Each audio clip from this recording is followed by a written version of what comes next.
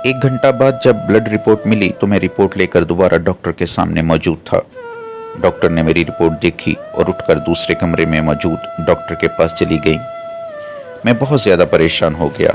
दिलो दिमाग दोनों मेरा साथ छोड़ रहे थे।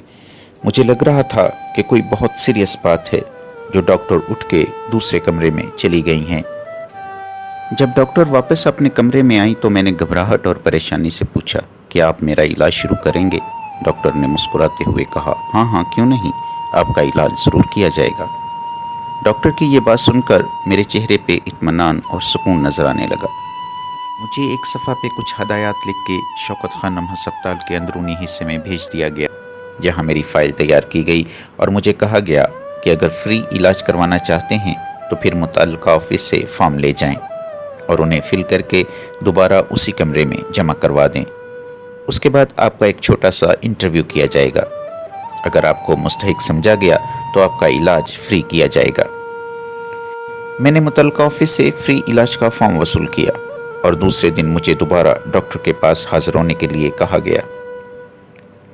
दूसरे रोज़ कदीर अहमद अंसारी साहब मुझे अपने साथ मोटरसाइकिल पे शौकत खानम हस्पताल लेकर गए।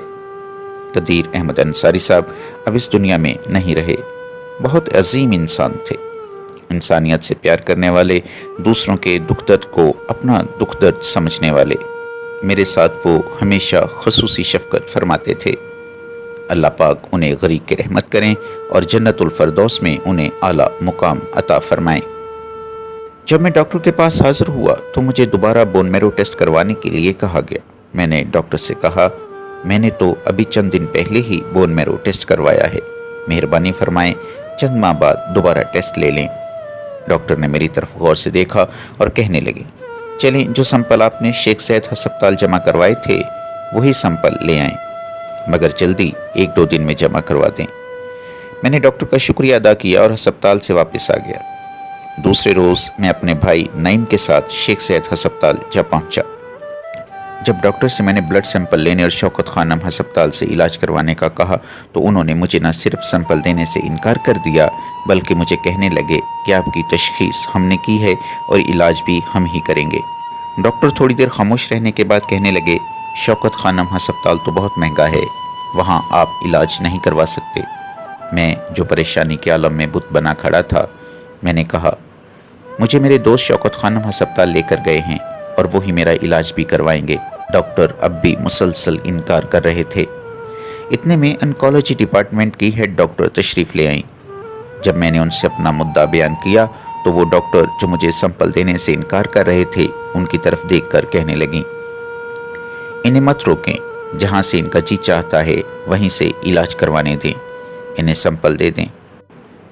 मैंने मुतल्लिका काउंटर पे 200 रुपये जमा करवाए और मुझे ब्लड सैंपल दे दिए गए और साथ ही ये ताकीद की गई कि इन्हें जितनी जल्दी हो सके शौकत खानम हस्पताल ले जाएं, वरना ये गर्मी से ख़राब हो जाएंगे।